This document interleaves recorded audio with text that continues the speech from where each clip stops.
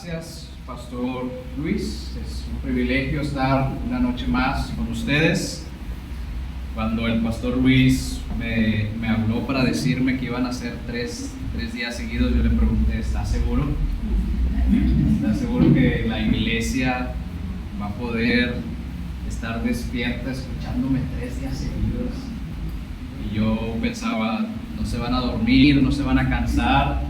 De hecho, le dije a los de mi iglesia, los invitaría, pero se van a cansar de escucharme 3 días seguidos. Entonces espero que no suceda aquí. Pero si llega a suceder, ahí hay café para que se puedan despertar y seguir escuchando el tema, ¿ok? En esta ocasión no me acompaña Liz ni la niña. Liz tenía trabajo, pero el día de mañana las dos van a estar conmigo para estar presentes, porque no nos podemos perder por nada del mundo el agua de coco que ya nos prometieron. Entonces, mañana vamos a estar aquí, ¿sí?, con nuestros termos listos para llevarnos a la casa. Y bueno, como mencionó el Pastor Luis, estamos hablando sobre algunas marcas, no todas, sobre una iglesia sana. Y ayer vimos el ejemplo de Cristo, el ejemplo por excelencia de cómo Él se humilló de tal manera que lavó los pies de sus discípulos. Vimos el trasfondo bíblico de lo que eso significa, y en gratitud a la obra de Cristo, ¿qué es lo que hace la iglesia? Sirve.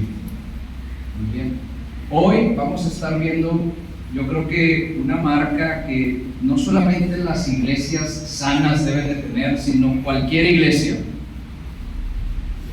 y es que toda iglesia tiene que exaltar por encima de todo y de todos la obra de Cristo antes que las nuestras.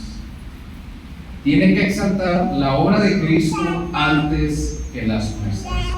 Y para hablar sobre este punto, me gustaría que me acompañaran por favor a Romanos capítulo 14. No sé si ustedes sean como yo, pero Romanos es mi libro, bueno, carta favorito de la Biblia. Romanos 14, y vamos a estar viendo algunos versículos al inicio y algunos versículos al final. Aquellos que tengan la posibilidad, por respeto a la palabra de Dios, los invito a ponernos de pie para dar lectura a la palabra de nuestro Padre. Y dice los primeros 6 versículos, y luego me voy a saltar hasta el versículo número 17. Versículo número 1: reciban al débil en la fe, pero no para contender sobre opiniones, porque uno cree que se ha de comer de todo, otro sin embargo es débil, come solamente legumbres. El que come no menosprecie al que no come, y el que no come no juzgue al que come, porque Dios le ha recibido. ¿Tú quién eres que juzgas al criado ajeno? Para su propio Señor está en pie o cae, pero estará firme, porque poderoso es el Señor para hacerlo estar firme. Uno hace diferencia entre día y día, otro juzga iguales todos los días. Cada uno esté plenamente convencido en su propia mente. El que hace caso del día, lo hace para el Señor, y el que no hace caso del día, para el Señor no lo hace. El que come, para el Señor come, porque da gracias a Dios, y el que no come, para el Señor no come y da gracias a Dios. Versículo 17 es el versículo clave para entender todo el capítulo.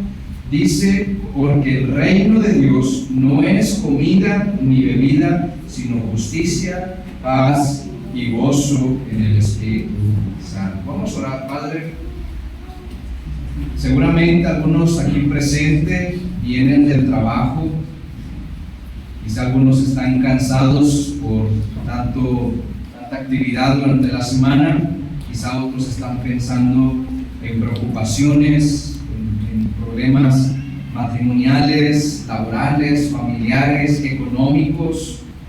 Pero Señor, ayúdanos a enfocarnos en tu palabra.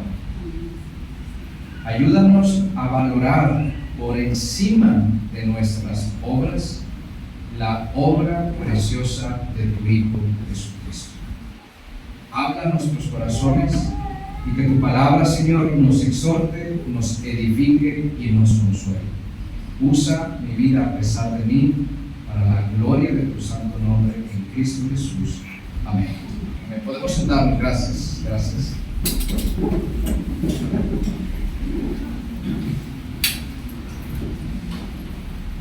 Ayer le decía al hermano que dirige la alabanza que siempre que vengo, la mayoría de las canciones que cantan ustedes no me las sé, por eso me las paso leyendo, pero la última sí la cantamos en la iglesia. Esa sí me la sé, entonces me dio mucho gusto poder cantar juntamente con ustedes. Esa es lo que... Pero bueno, vamos a hablar sobre la segunda marca en esta serie de predicaciones, que es: una iglesia sana exalta la obra de Cristo por encima de todas las obras, por encima de todo lo demás. Ahora, ¿qué estaba pasando cuando Pablo escribió esta carta? ¿Qué estaba pasando en el contexto histórico? Bueno, Roma en aquel entonces era el imperio más grande del mundo. El primer imperio más grande del mundo fue Babilonia. ¿Se acuerdan del rey Nabucodonosor en el libro de Daniel? El segundo imperio más grande del mundo fueron los persas. ¿Se acuerdan que Esther se casó con el rey persa Artaxerxes? El tercer imperio más grande del mundo fueron los griegos, y el cuarto imperio más grande del mundo han sido los romanos. Y como Roma tenía conquistado gran parte de Europa, la capital, habían muchos ciudadanos de distintas nacionalidades. Es decir, en Roma no solamente había romanos italianos, había griegos, había judíos y de otras nacionalidades. Por ejemplo, aquí yo creo que todos están contentos de que no solamente hay mexicanos, sino que su propio pastor es de otra nacionalidad, ¿verdad? Entonces esta iglesia es un ejemplo de una iglesia que tiene miembros de distintas naciones. ¿Okay? Eso estaba pasando en Roma. Ahora, cuando Pablo escribe esta carta, él se da cuenta que en la iglesia hay dos grupos: los fuertes en la fe y los débiles. Fíjense bien cómo dice el versículo número 1. ¿Reciban a quién? Al débil. Y vámonos rápido al capítulo 15, versículo 1. Así que los que somos, ¿qué dice? Fuertes. Hay dos grupos, dos divisiones en la iglesia: los fuertes en la fe y los débiles. ¿Y qué es lo que estaba pasando entre ellos? Que se estaban peleando. Había división en la iglesia, porque los fuertes hacían ciertas cosas y los débiles no hacían ciertas cosas. Y los fuertes decían: ustedes son unos inmaduros, y los débiles decían: ustedes son unos idólatras. Estaban menospreciándose y juzgándose unos a los otros.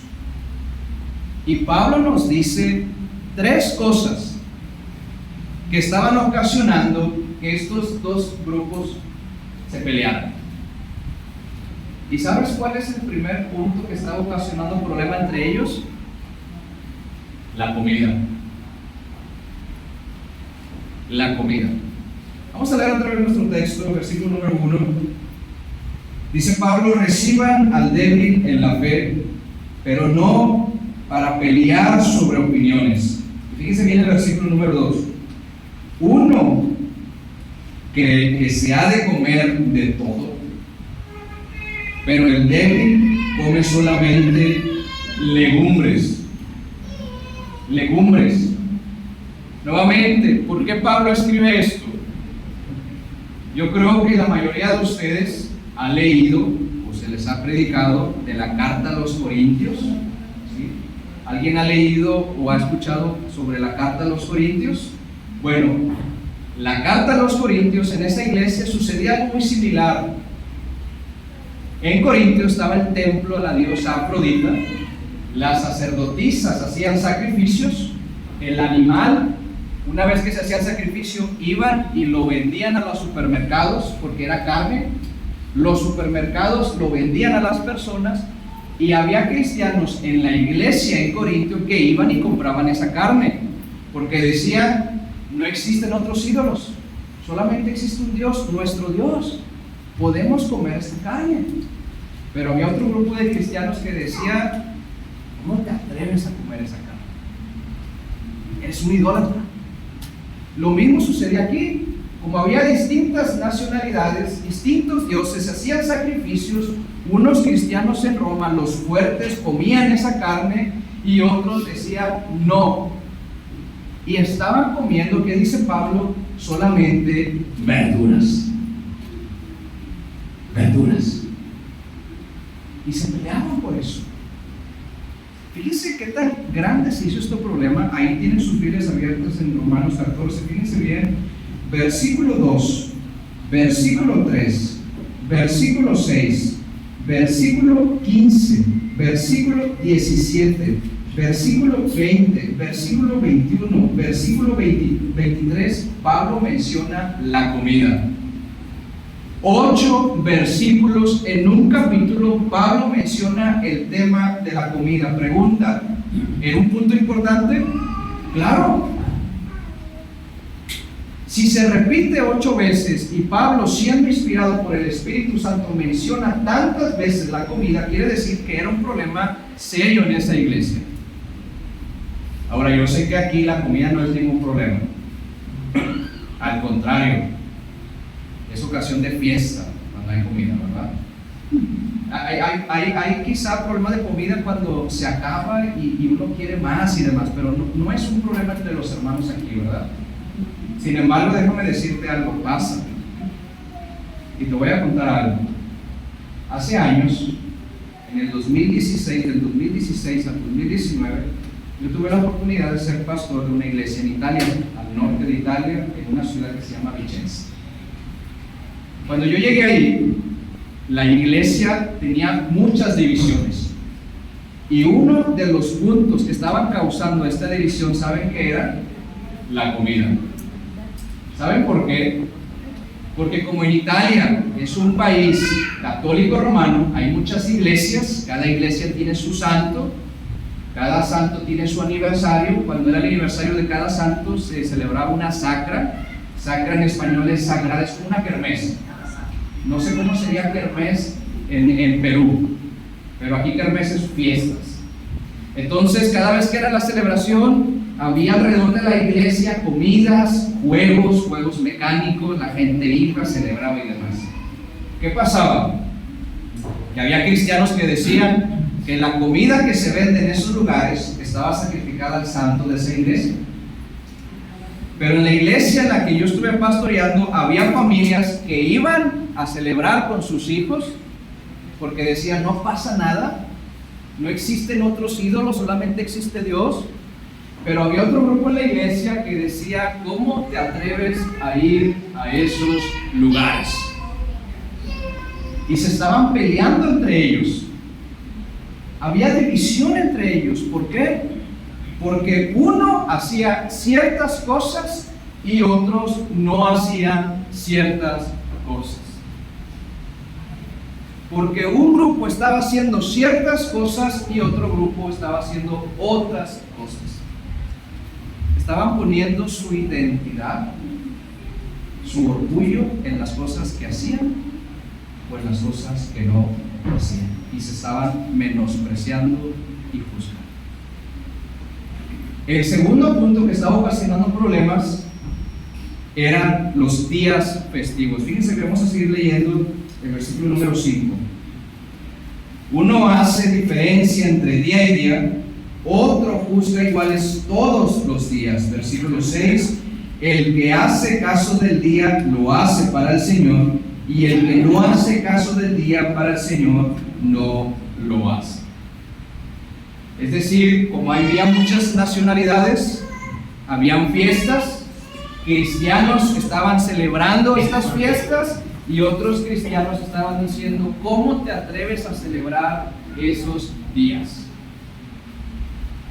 Otro de los puntos que causó problemas en Italia, ¿saben qué era? La Navidad.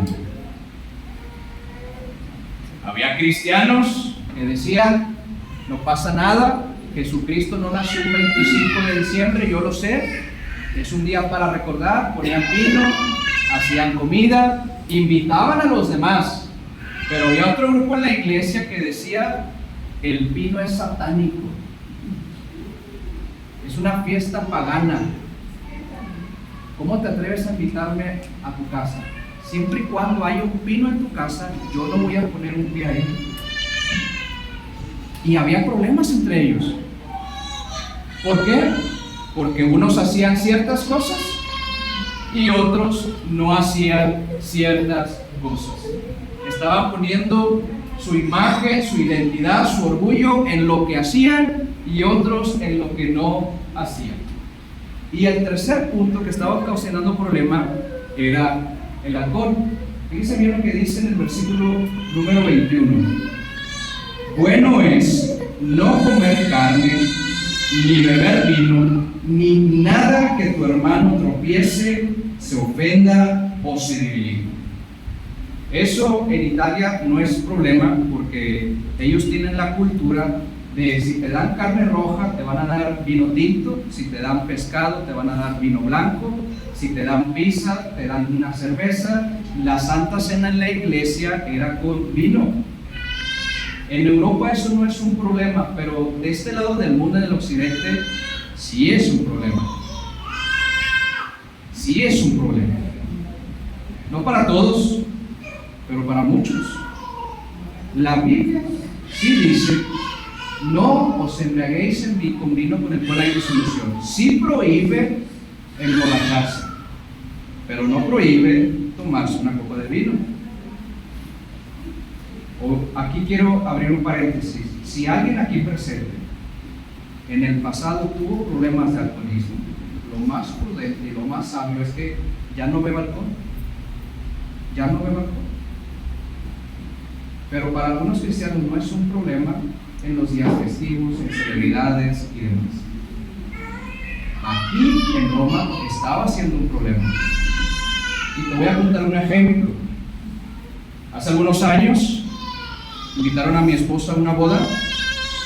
Toda la familia de la chica que se casó son cristianos, menos ella. Menos ella. Así que ella dijo: en mi boda voy a dar alcohol. Pero no alcohol para emborracharse. Eran bebidas esas que te dan de que piña colada y ese tipo de cosas. ¿Qué fue lo que pasó? El hermano mayor de ella es pastor, de esos pastores legalistas. ¿Sabes lo que hizo? Ni él, ni su esposa, ni sus hijos fueron a la boda de su hermano. Fíjense bien, ¿por qué? Y hubo problemas entre ellos. ¿Por qué?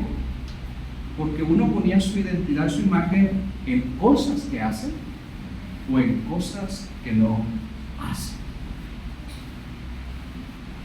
Ahora, ¿qué estaba pasando? Se menospreciaba y se juzgaba. Ese no es el verdadero problema de nuestro texto. Recordemos, ¿cuál es el verdadero problema del ser humano? No es lo que hacemos, lo que decimos, lo que vemos, cómo reaccionamos. Eso es las consecuencias del verdadero problema. Pero ¿cuál es el verdadero problema del ser humano? Nuestro corazón. ¿Qué hay en el corazón de las personas para menospreciar a las otras? Que te sientes superior.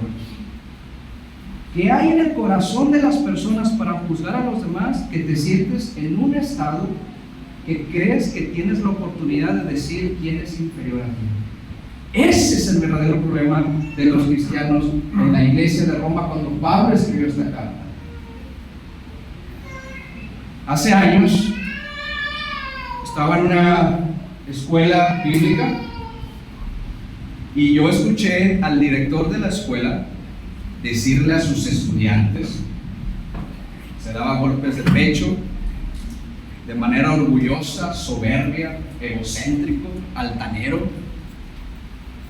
Les decía, cada vez que tenía el micrófono le repetía lo mismo. Les decía: yo nunca he visto una película clasificación B. ¿Cuál es la clasificación B? 12 años para arriba. Es decir, él veía puras películas para niños. Y siempre terminaba diciendo esto: yo nunca he visto un solo capítulo de los hijos. No te lo dice explícitamente, pero implícitamente, ¿qué te está dando a entender? Que por cosas que él hacía o por cosas que no hacía, se siente superior a toda su audiencia. Se sentía más cerca de Dios, se sentía más justo. ¿A quién le recuerda este tipo de comportamiento en los tiempos de Jesús? A los fariseos. ¿Se acuerdan de los fariseos? ¿Cómo eran los fariseos? Oraban públicamente, gritaban y decían: Señor, te doy gracias porque no soy como este pecador. ¿Se acuerdan? Él es un traidor, es un publicano. Señor, mira lo que yo hago. Yo oro tantas veces al día y yo doy tanto de lo que gano. Ahora, ¿es pecado orar tantas veces al día? No. ¿Es pecado dar porcentaje de lo que ganamos? Claro que no. ¿Cuál era el problema con los fariseos? Jesús lo dijo una y otra vez, que ellos ponían su esperanza, su identidad en las cosas que hacían o en las cosas que no hacían. Ellos creían que por hacer ciertas cosas o por no hacer ciertas cosas, Dios iba a decir: wow, estoy orgulloso de ti. Estoy orgulloso de ti, fariseo. ¿Sabes qué? Te has ganado el cielo. Ese es el problema. Que cuando nosotros ponemos énfasis en las cosas que hacemos o que no hacemos y pensamos que vamos a entrar en el reino de Dios, estamos equivocados. ¿Cuál es la solución a dejar de pensar en las cosas que hacemos o en las cosas que no hacemos? La solución, hermanos, amigos y familiares, es nada más y nada menos que el Evangelio. Fíjense bien, el versículo clave en este texto es el versículo número 17. Fíjense bien el versículo número 17. El reino de Dios no es comida ni bebida. El reino de Dios no tiene nada que ver con lo que comes o con lo que no comes. No tiene nada que ver con lo que bebes o con lo que no bebes. El pastor R.C. Sproul, comentando sobre este texto, dice que, dijo, ya está en la presencia del Señor, que él estaba hace muchos años en una reunión de pastores en un restaurante. Llegó la mesera y la mesera les preguntó: ¿les ofrezco una bebida alcohólica? Y el pastor que estaba organizando esa reunión, dice el pastor R.C. Sproul, dio la peor respuesta que un cristiano puede dar. ¿Saben qué respondió este hombre? La respuesta fue: no, gracias, somos cristianos. ¿Por qué fue la peor respuesta? En primer lugar, digo yo, la mesera no te está preguntando si eres cristiano o no. En segundo lugar, y quiero que lo recuerden todos los días de su vida, ¿qué está diciendo el texto? El reino de Dios no tiene nada que ver con lo que bebes o con lo que no bebes. Que si comes carne o comes puras verduras, no tiene nada que ver con que si ves los Simpson o no ves los Simpson. Y aquí quiero hacer un paréntesis. No estoy diciendo que nuestras obras no importan. Claro que importan. Si tú tomas el alcohol a la ligera y te emborrachas, puedes perder tu matrimonio, puedes perder tu propia vida. Si tú te portas mal en el trabajo, te corren. Si continúas en pecado, te expulsan de la iglesia. Si sigues en pecado, te puedes divorciar, tu familia se puede dividir. Claro que tus obras importan, pero cuando se trata del reino de los cielos, de pertenecer al reino, lo que hagas o lo que no hagas no tiene nada que ver. Nada. Pero sí tiene que ver con algo. Y sigue diciendo Pablo: no es comida ni bebida, sino, ¿cuál es la primera palabra que sigue diciendo? justicia. Justicia. ¿Algunos de ustedes ha leído o ha escuchado o sabe o recuerda la historia de cómo inició la Reforma Protestante? La Reforma Protestante inició con un punto doctrinal importante, el punto de la justificación. ¿Y cuál era la pregunta el día de hoy y aquel día? ¿Cuál era la pregunta? Esta era la pregunta: ¿cómo puede el hombre pecador ser justo ante los ojos de Dios? Esa era la pregunta. Sigue siendo una pregunta importante hasta el día de hoy. ¿Cómo el hombre pecador puede ser justo ante los ojos de Dios? Y la Iglesia Católica Romana creía, como creo hoy en día, muy parecido a nosotros. Ellos decían: para ser justo ante los ojos de Dios, las personas tienen que tener fe en Jesús como su Señor y su Salvador. Nosotros también. Pero aquí hay una diferencia. Ellos decían y siguen diciendo: para ser justos hay que tener fe más obras. Bautizarse, la Eucaristía, el perdón de pecados, la iglesia, la tradición y tantas otras cosas. Ahí fue donde los reformadores pintaron su línea y dijeron: no es así.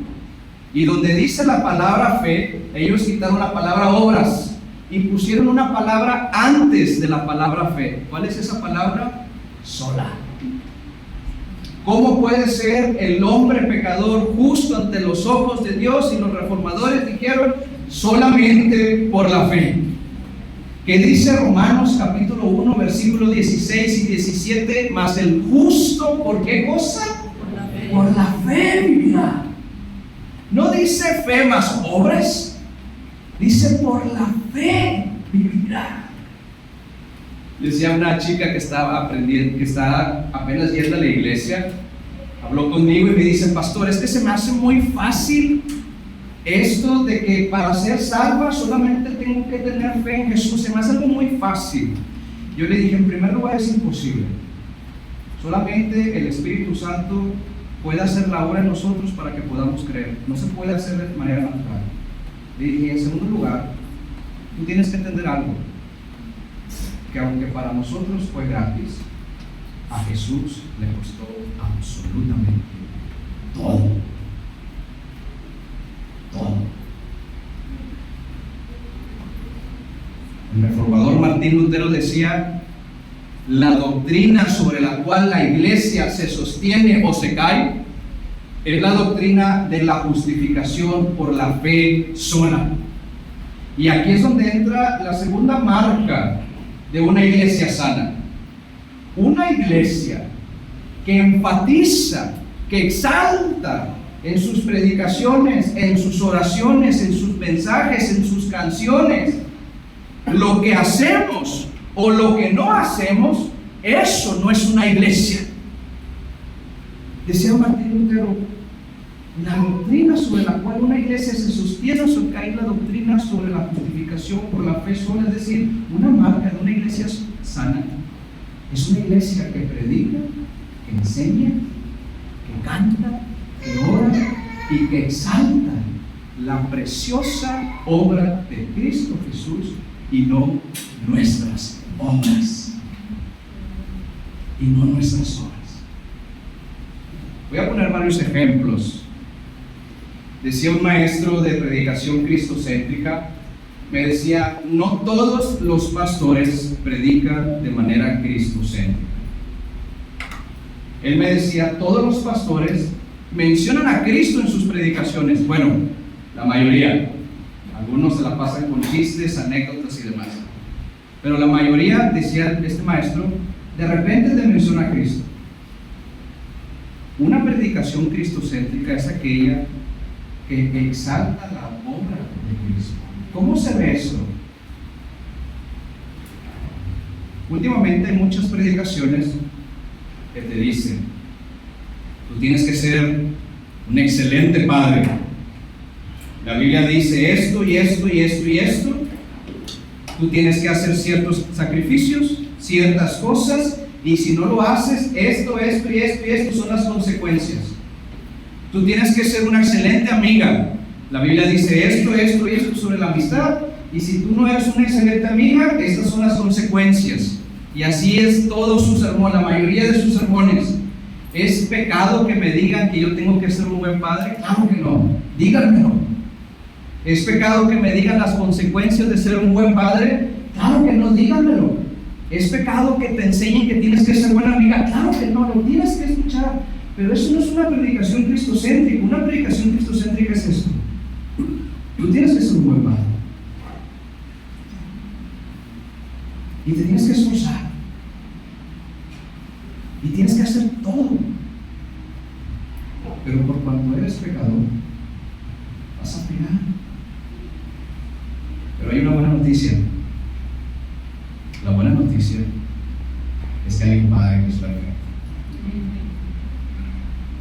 Es que hay un Padre que nunca te va a fallar. Y eso nos anima a ser buenos padres. Tú tienes que ser una amiga, una muy buena amiga. Pero ¿cuál es la mala noticia? Que tarde o temprano te vas a fallar a tus amigos. Eres pecador. Pero hay una buena noticia. Hay un amigo que nunca te va a fallar. Un amigo que nunca te va a decepcionar. Y ese amigo se llama Jesucristo. Y tú tomas valor, ánimo y en gratitud, ¿qué es lo que haces? Buscas ser una buena amiga. ¿Se está entendiendo? Voy a poner otro ejemplo: las enseñanzas a los niños. Nosotros, mi esposa y yo, le leemos la Biblia a la niña y siempre cuando hay alguna historia, por ejemplo, David, es lo que usualmente dice: tú tienes que ser como David. David fue fuerte, fue valiente. Pero nosotros no le enseñamos eso a la niña. ¿Por qué? Porque David se equivocó. David fue infiel. Nosotros le enseñamos a la niña, pero iba a venir un rey mejor que David, que fue fiel. El reino de David duró unos años, pero el rey que vino después de él, su reino es para siempre. Y ese rey se llama Jesucristo. ¿Se dan cuenta cómo cambia una iglesia cuando en lugar de exaltar lo que hacemos o lo que no hacemos, se exalta la obra de Cristo? Eso cambia todo radicalmente. ¿Y sabes qué empieza a pasar en la iglesia, en los miembros? Cuando ya no ponen atención a lo que hacen y a lo que no hacen, ya no se empiezan a pelear como antes. ¿Y qué empieza a haber? Empieza a haber paz. Sigamos leyendo nuestro texto, versículo 17. Porque el reino de Dios, si quieren no lo quiten de la pantalla, porque lo vamos a estar leyendo. Dice: porque el reino de Dios no es comida ni bebida, dice, sino justicia. ¿Y qué sigue diciendo? Paz. Paz. ¿Qué hice en Italia cuando habían estas divisiones? Porque unos decían esto es lo mejor, otros decían no, esto es lo mejor. Yo empecé a predicar el Evangelio. El Evangelio empezó a cambiar tanto a los fuertes como a los débiles. Pero ¿sabes qué aprendí yo también? Les voy a contar algo que les va a dar risa. En aquella parte de Italia se come mucho la berenjena. ¿Alguien aquí no ha probado la berenjena? No la prueben. No la prueben. Todos quieren hacer berenjena ya con todo. Yo le decía a los hermanos, ya no me den berenjena, ya la probé y no me gusta. Y todos me decían, es que tienes que probar la que yo hago. ¿Qué hice? Como habían estas divisiones, lo que yo hice fue lo siguiente: Jesús, tú te sacrificaste, diste tu vida por mí. Que no pueda yo sacrificarme en comer berenjena. Y empecé a ir a las casas de todos. Me dieron pizza con berenjena, berenjena con carne, pasta con berenjena. Hermanos, aunque no me lo crean, hasta me hicieron pastel de berenjena. Pero ¿qué es lo que pasa? Cuando tú pones en primer lugar la obra de Cristo, empiezas a hacer sacrificios para que haya paz. Los que celebran la Navidad van a decir: me encanta poner un pino en mi casa.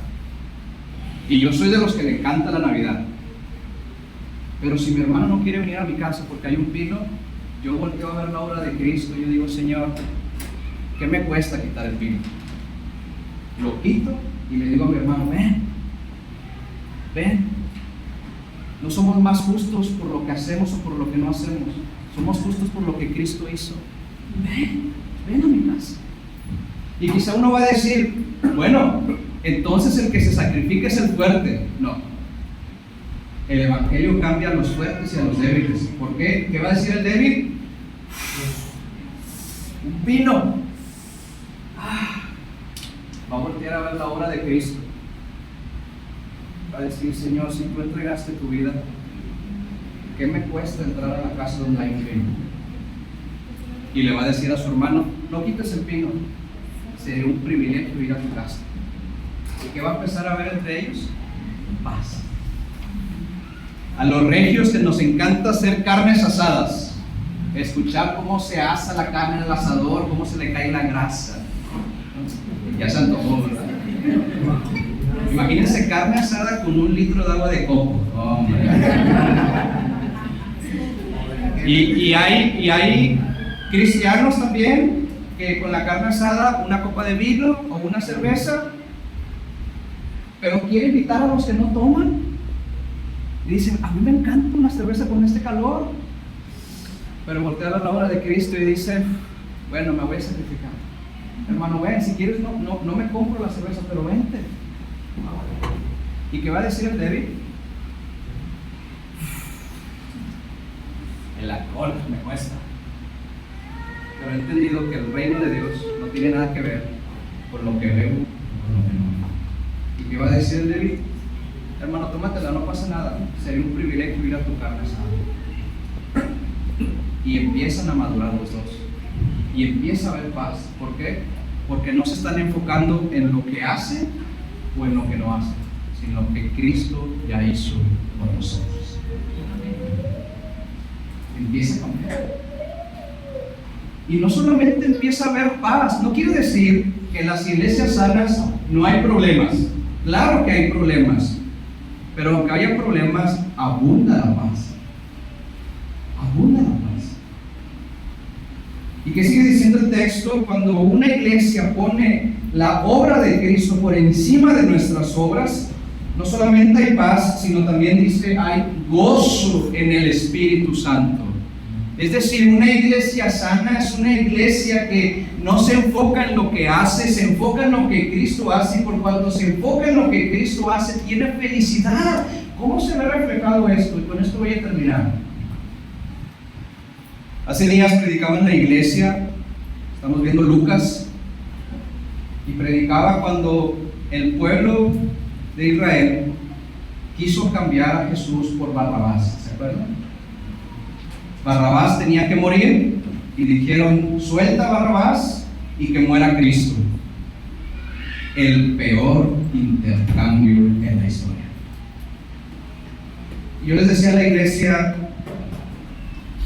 Barrabás tenía que morir porque la Biblia dice que era un asesino. ¿Cuál es el castigo por asesinar a las personas? La muerte. Algunos historiadores dicen que los malhechores que estaban a la izquierda y a la derecha de Cristo, bueno, Barrabás tenía que morir con ellos.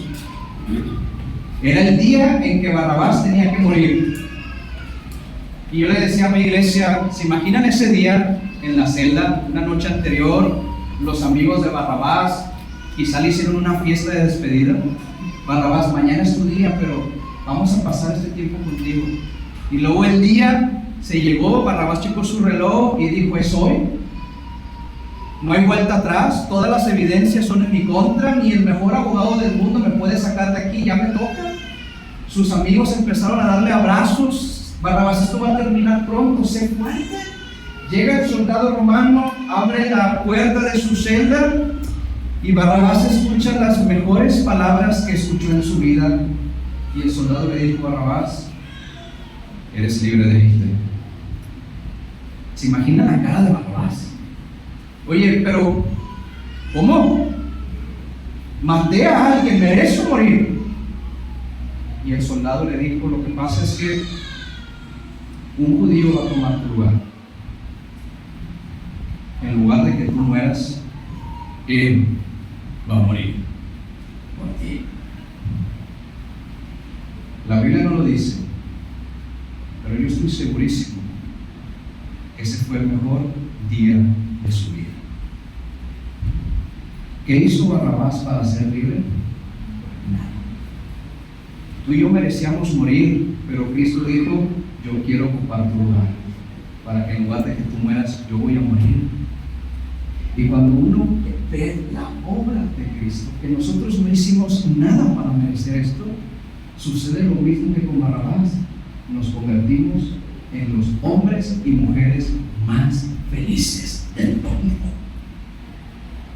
Porque yo no hice nada, Cristo lo hizo todo. Todo. Por eso, cuando una iglesia exalta la obra de Cristo, no solamente hay paz en la iglesia, sino hay gozo. Y aquel día que estemos en la presencia del Señor y lo veamos cara a cara, por fin, ¿se imaginan qué tan hermoso va a ser ese momento, ver por fin a nuestro Señor Jesucristo cara a cara?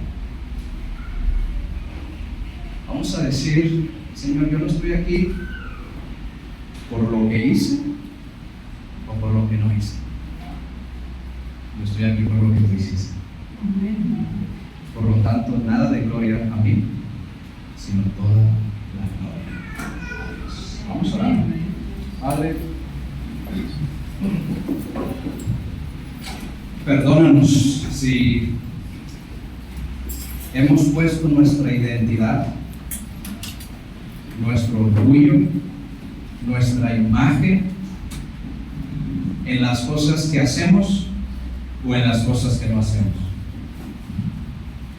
Perdóname si por cosas que hago me he sentido superior a los demás, o porque no hago ciertas cosas que otros hacen, me siento superior a ellos. Perdónanos, Dios. Ayúdanos a recordar siempre que las obras que debemos exaltar, atesorar, apreciar, son las tuyas y no las nuestras. Que la obra preciosa de Cristo siempre resplandezca en esta iglesia por encima de todas las demás obras. Quédate con esta iglesia, Señor. En el nombre de Cristo Jesús.